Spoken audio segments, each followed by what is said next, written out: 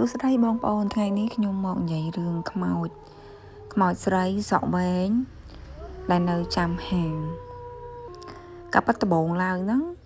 អត់តមានហាងទេនៅហ្នឹងដោយសារតែមានគ្រួសារមួយហ្នឹងគាត់បានទិញដីម្ដុំហ្នឹងហើយដោយសារគាត់ឃើញដីហ្នឹងនៅជាប់ផ្លូវជាតិល្អអញ្ចឹងណាគាត់ថានៅខាងក្រោយហ្នឹងគឺមានតែព្រៃហើយនឹងភ្នំហើយទាំងអស់គ្នាហ្នឹងអត់មានដឹងទេថាកន្លែងហ្នឹងមានខ្មោចគាត់ទិញដីនឹងហើយគ្រួសារគាត់ហ្នឹងក៏ចាប់ដើមឲ្យគេហ្នឹងសាងសង់ជាហាងដោយសារគាត់ចង់បើកជា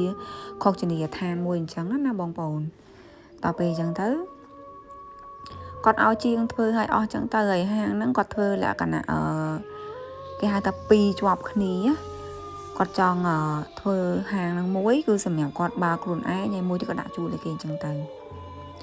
ប៉ុន្តែជាក់ស្ដែងពេលដែលធ្វើហើយហ្នឹងបងប្អូនអាពេលពងតែធ្វើហ្នឹងក៏រៀងមានបញ្ហាបណ្ដាដែរទីមួយដោយសារពេលមុនគាត់ធ្វើហ្នឹងគាត់អត់មានបានក្រុងបលីអីធ្វើទៅទេដោយសារគ្រូសាហ្នឹងគាត់អត់សូវជឿរឿងអស់ហ្នឹងអញ្ចឹងណាគឺគាត់ឲ្យជាងធ្វើហាងយកតែម្ដងពងតែធ្វើហ្នឹងក៏មានបញ្ហាមួយជាងមួយអីអញ្ចឹងទៅហើយដល់ពេលធ្វើហើយហ្នឹងគាត់ចាប់ដើមចូលទៅនៅបើកហាងបើកអីចឹងណាបងប្អូនគឺគាត់នៅអត់កើតទេទាំងគ្រួសារហ្មងបងប្អូនគាត់នៅអត់កើតទេហើយសម្រាប់ហាងមួយទៀតហ្នឹងគឺដាក់ជួលដែរប៉ុន្តែដូចអត់មានអ្នកគេចាប់អារម្មណ៍ចឹងណាហើយខ្មោចស្រីហ្នឹងគឺគាត់ចេញមកឡងគ្រួសារគាត់រយយប់គ្រប់រូបភាពទាំងអស់បងប្អូនឲ្យតែពេលយប់ឡើងមិនតាន់ទេដឹងថាចេញមកឡងហើយរហូតដល់គាត់នៅអត់បានកុំទូគ្រួសាររបស់គាត់ហ្នឹងក៏សម្រេចចិត្តថាដាក់ផ្លាកជួលទាំងពីរហ្មងទៅហាងហ្នឹងព្រោះដោយសារពួកគាត់នៅអត់កើតទេលោកគាត់គិតថាមកពីរាសីបោះហើយក្រុមគ្រួសារគាត់រៀងធ្លាក់អីអញ្ចឹងណាបានជាឃើញអញ្ចឹងរហូតអញ្ចឹងណាបងប្អូនតែពេលគាត់ដាក់ផ្លាកជួលទៅពេលហ្នឹងមីងខ្ញុំគាត់នៅនឹងដែរគាត់ក៏ចាប់អារម្មណ៍អញ្ចឹងទៅដោយសារតែតម្លៃហាងហ្នឹងក៏រៀងធូរដែរអញ្ចឹងទៅដោយសារម្ចាស់ហាងហ្នឹងគាត់អត់ហ៊ានដាក់តម្លៃថ្លៃក៏ខ្លះមានអ្នកជួលអញ្ចឹងទៅដោយសារគាត់ដឹងថាមានខ្មោចមានអីចឹងណាបងប្អូនតែពេលមីងខ្ញុំគាត់ទៅជួលនៅគាត់នៅអត់បានដែរប៉ុន្តែដោយសារតែគេហៅថាមនុស្សដែលគាត់មានធម៌មានអីក្នុងខ្លួនខ្លះអញ្ចឹងណាបងប្អូនគាត់ចេះតែសូត្រធម៌ផ្សព្វផ្សាយមេត្តាឲ្យគេអញ្ចឹងទៅគាត់ចេះតែនៅបានជារឿយទាំងទៅដល់ពេលដែលខ្ញុំអ្នកនៅបំពេញនេះខ្ញុំរកស៊ីខាតនៅបំពេញខ្ញុំបើកហាងនៅបំពេញខ្ញុំមកបើកហាងនៅបំពេញបងប្អូនដល់ពេលខ្ញុំរកស៊ីខាតខ្ញុំគិតថាខ្ញុំចង់ទៅនៅខេត្តនៅក្បែរយាយក្បែរមីងឲ្យខ្ញុំអញ្ចឹងទៅដោយសារឃើញហាងនៅជាប់គាត់ហ្នឹងមានសល់មួយអញ្ចឹងណាបងប្អូនខ្ញុំក៏សម្រេចចិត្តថាទៅជួលហាងនៅហ្នឹងពេលទៅហ្នឹងមីងខ្ញុំយាយខ្ញុំឯងក៏អត់ប្រាប់ខ្ញុំដែរថានៅហ្នឹងមានខ្មោចអញ្ចឹងណាបងប្អូនអត់ដឹងរឿងទេខ្ញុំក៏ទៅបើកហាងធម្មតាតែខ្ញុំបើកហាងកាហ្វេជាមួយនឹងហាងម្ហូបកំងអញ្ចឹងណាបងប្អូនតែខ្ញុំបើកលក់ដល់យប់ខ្ញុំបើកតាំងពីព្រលឹមរហូតដល់ម៉ោង11យប់អញ្ចឹងទៅបានខ្ញុំបាត់ដោយសារកាលខ្ញុំបើកជាហាងកាហ្វេយើងចាក់រឿងចិនវាយគ្នាអីចឹងទៅដល់ពេលចឹងមានគេទៅមើលច្រើនបន្ទាប់ពីខ្ញុំបិទហាងអញ្ចឹងណាបងប្អូនគឺចាប់ដើមហ្មងដល់ម៉ោងពួកគាត់ចេញល្មមគាត់ចេញមកបងប្អូនអើយនិយាយពីឋានលងអាក្រក់ណាស់លងហ៎បងប្អូនលងមុខកលឹកខ្ញុំតម្លាក់ខ្លួនពីលើមកហើយសក់ឡើងវែងហើយគាត់តម្លាក់ខ្លួនហ្នឹងដូចរបៀបថាយើងដេកត្រង់ខ្លួនតែយើងកាប់មុខហ៎បងប្អូនគាត់កាប់មុខតម្លាក់ខ្លួនពីលើពីដានមកហ្មងតម្លាក់មកសំអញ្ចឹងណាហើយខ្ញុំក៏ឃើញដែរនិយាយទៅខ្មោចហ្នឹងលងគឺឲ្យឃើញទាំងអស់គ្នាថាមានប្រមាណអ្នកនៅក្នុងបន្ទប់ហ្នឹងគឺឲ្យឃើញទាំងអស់អញ្ចឹងមានអីម្នាក់ហ្នឹងបែកញើសប៉ុនគ្រាប់ពោតបងខ្ញុំបុកកលឹកខ្ញុំដេកមកបន្ទប់ជុំគ្នាដោយសារហាងហ្នឹងមានតែមកបន្ទប់ទេបងប្អូនដេកជុំគ្នាទៅគ្រាន់តែយើងដាក់ខែ2នៅក្នុងហ្នឹងអញ្ចឹងណាតម្លាក់ខ្លួនពីលើពីដានមកបងខ្ញុំស្រែកនឹងផ្លាត់សលេងបុកកលឹកខ្ញុំពេញខ្លុំពួយឡើងចិត្តក្បាលដល់ពេលងាកមកខ្ញុំវិញអត់ដឹងធ្វើអីបងប្អូនអើយចេះតែអ្នកម៉ូតាសាក់ហ្នឹងសោតទៅថាខ្មោចហ្នឹងអត់បានតម្លាក់ខ្លួនមកដល់យើងទេគ្រាន់តែរបៀបថាតម្លាក់សំពីលើមកឲ្យយើងឃើញឲ្យយើងខ្លាចអញ្ចឹងណាយប់ខ្លះចឹងទៅងើយឡើងទៅលើពីដានហ្នឹងបងប្អូនអាពីដានដែលហាងរៀងចាស់ហ្នឹងមានអាប្រហោងអង្គុយយល់ជើងនៅលើពីដានហ្នឹងយល់ជើងទៅមកចឹងទៅ dương khơi chúng ta dương nôm này hột trâu bật tục thôi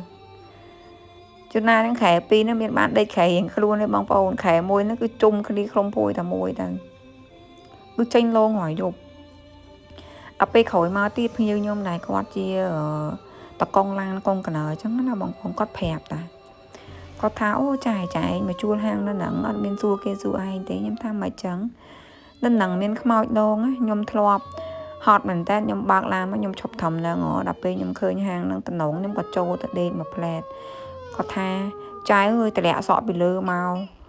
lòng vơi hay phân này phân bổng mònแต่lẹ luôn còn tham mìnhแต่lẹ đôi lông bụi nhôm mấy bong bồn củaแต่lẹ à được tắc ba màu môn á có tha ơi trái ơi nhôm rượt trong to này